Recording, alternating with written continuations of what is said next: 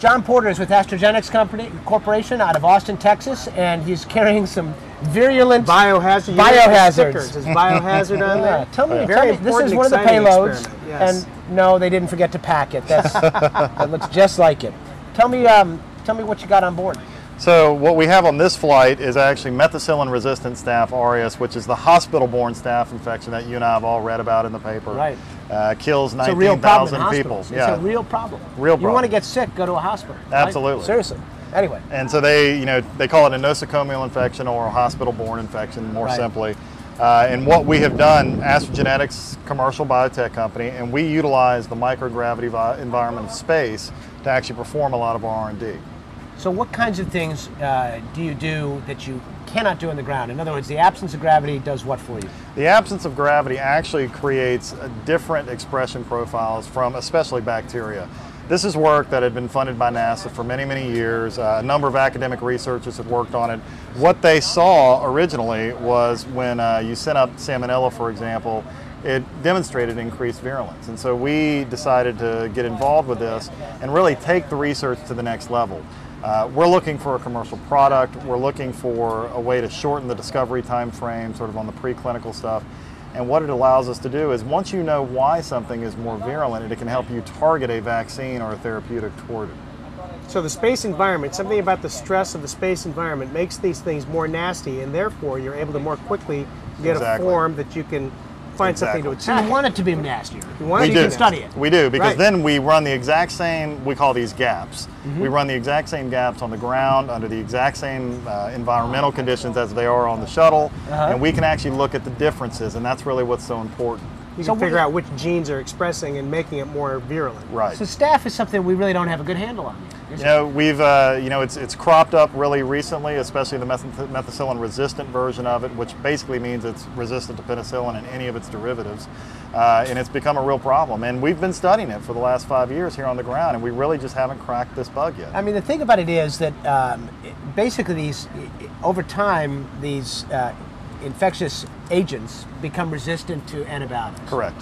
Because they learn about. I mean, in a sense, they do learn. They mutate. There's lots of theories on how it happens. Everything from giving our feedstocks antibiotics. We ingest them. We pick them up in the groundwater, and these bugs are on the ground, and they're living organisms too, and they learn to adapt. All right, that brush fire is still going out by the launch pad. I just want to tell you. Wow, look at that! Wow, it is something nastier than it looks like. I'm telling you, they don't call him Scorch for nothing. And Charlie Hobaugh, Scorch in the field there as he takes off. And I still think Atlantis. I still think his nickname started probably when he burned some eggs or something. Might have to embellish the story after this one. You know.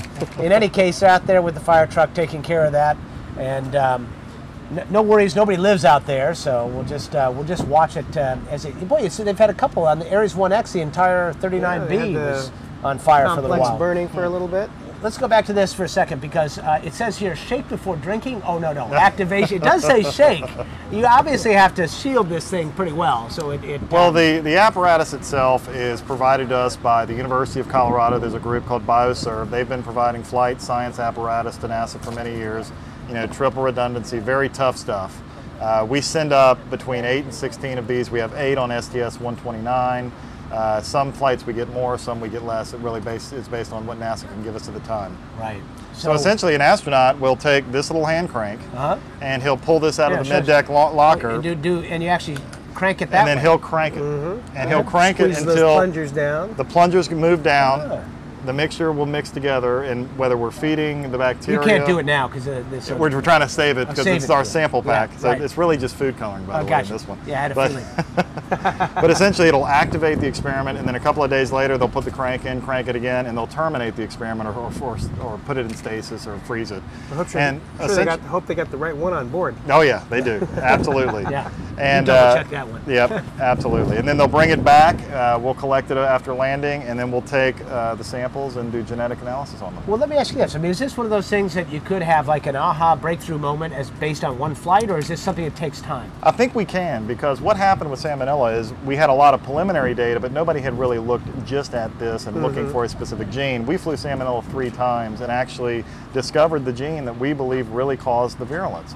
That process has now taken us, we are working on an FDA application to move that into human clinical trials, which is really a big milestone, I think, for everybody involved. So this potentially is an example of where space experimentation can really help life on Earth. This is an example of where it should go.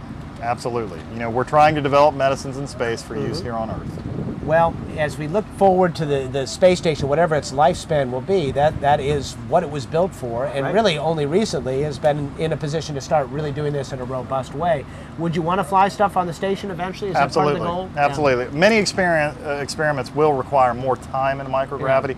This one is suited very nicely for the shuttle, so for our purposes and for what we had available was about all we could do.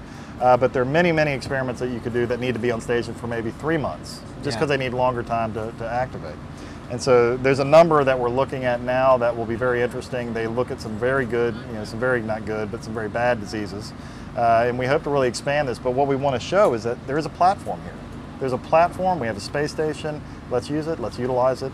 It's really the wave of the future. And we really think it'll lower the time or shorten the time to a discovery as well as lowering the cost. How hard is it for you as a company to get an experiment like that in space? My guess is it's probably really hard, but we've been doing this for the last year and a half, and we don't know of anybody else doing it at this point.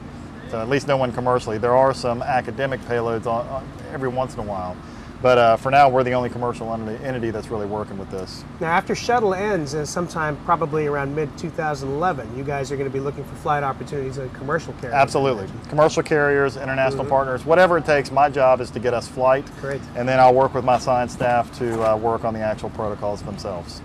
All right, well, good luck with it. Keep us Thank you very posted. much. Boy, that'd be fantastic if you had a real breakthrough. It's very exciting. Yep, absolutely. Thank you so much. Astrogenetix, John Porter, Thank you. CEO. Thanks for dropping by. Spaceflightnow.com.